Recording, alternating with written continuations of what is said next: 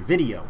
Today I want to talk about the Red Magneto buff nerf that's happening, because technically he was buffed, and in the process of buffing him they retuned him down, so now there's claims of a nerf effect, and it brings me back to early access information. If you've watched my channel, you know I don't like early access. I don't like leaks. I don't like beta information, and I'll review and I'll talk about them because I think it's a necessary part of being a content creator, but I think they're overall bad for the game, especially when they're not disclaimered with a lot of disclaimers and constant reminders that it's early access, it's subject to change, it's beta, it's subject to change, and these things are all in critical feedback mode where they are subject to change. And I think that emphasis on subject to change is incredibly important.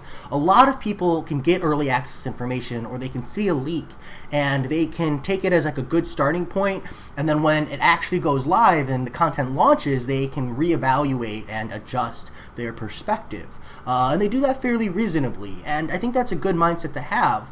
But not everybody is capable of doing that. And there's nothing wrong with not being able to do that or have that perspective or have a different opinion. I totally understand. But there are other scenarios that I think are incredibly negatively impacting on the community and just not good. I don't think that they're a good outcome, and it's one of the reasons why I don't like that early access. And I really just needed to rant about it before I properly dive into my, as fast as possibles for the new Magnetos as well as the new content, because those videos, they're a lot less fun because of all the early access information that's out there. So first, I want to say there's like three major scenarios, and I'll go one by one and talk about why I don't think they're good. So I'll talk about the ideal situation first, and that is that Kabam or a game developer releases information to essentially beta testers, and it's flawless. They don't need to change anything. That goes live. But we, the players, got that information early for some reason. Even if it's a leak, even if it's unintentional, they didn't want it, it's a leak. And if you're like, hey, we can adjust around leaks, leaks aren't supposed to happen, we have a word to describe what happens when we get early access information when we're not supposed to. It's called a leak, and it's so common that we literally have a word to describe it. So yes, you need to balance your early access expectations around the idea that someone is going to leak it. You know what they say? If you want to keep a secret, tell no one. Kill everybody who knows. Okay, maybe no one says that, but now it's a thing. So the ideal situation is they release content, they don't change anything, it goes live, people just saw it early. What that does is it moves where the hype value is. And from a community standpoint, especially for a game like MCOC, which lives and breathes on its community, hype is important.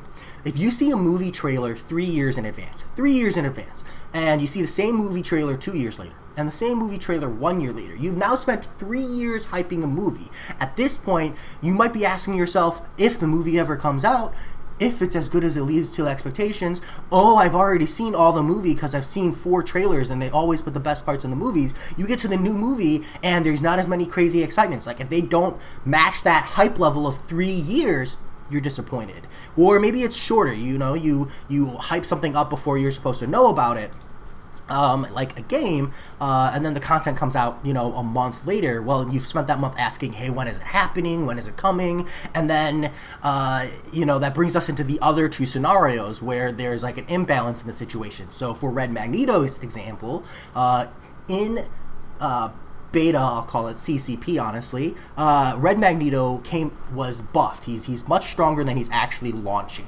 And I still think Red Magneto is going to be very powerful. Like, I read through his abilities, I think he's still going to be super, super powerful and amazing against metal champions, like, without a doubt.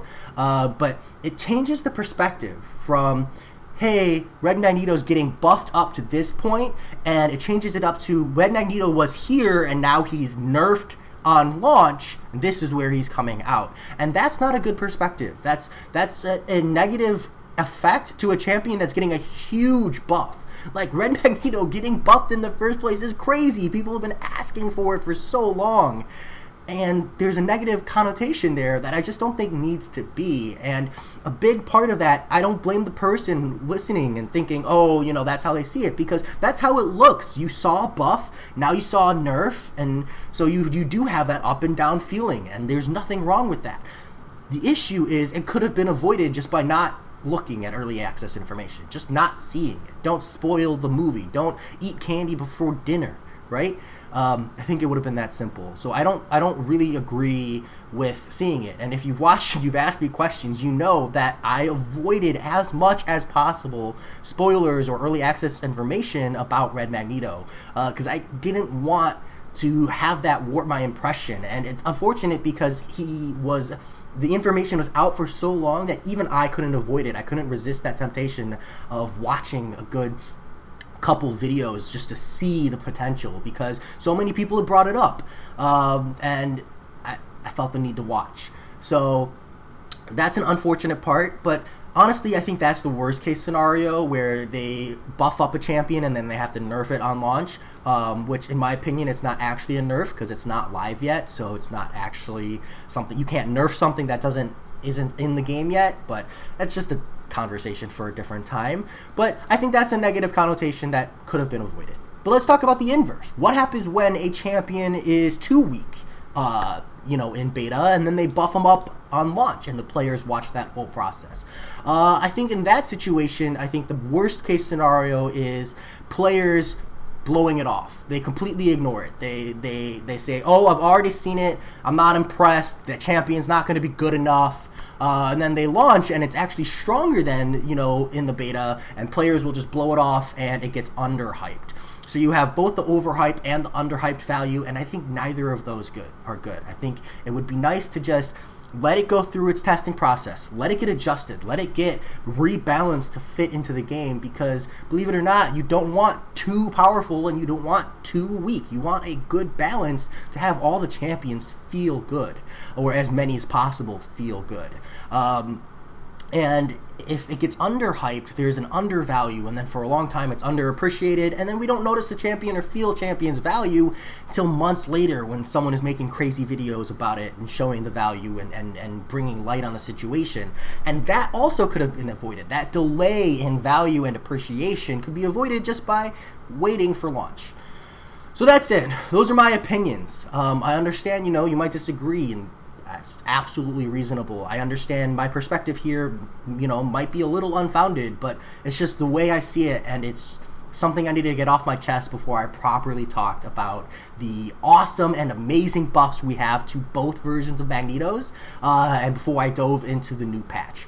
That said, as always, let me know what you think. I'm always up for a debate, as long as it's respectful and logic founded, not just like personal opinion founded. I'd like some evidence if we're gonna talk back and forth. Otherwise, it's more just like a yes, okay, I see your point, but I can't actually comment on it, because personal opinions, unfortunately, can't be affected as much. But of course, as always, I hope you enjoyed, and I'll talk to y'all later. Peace.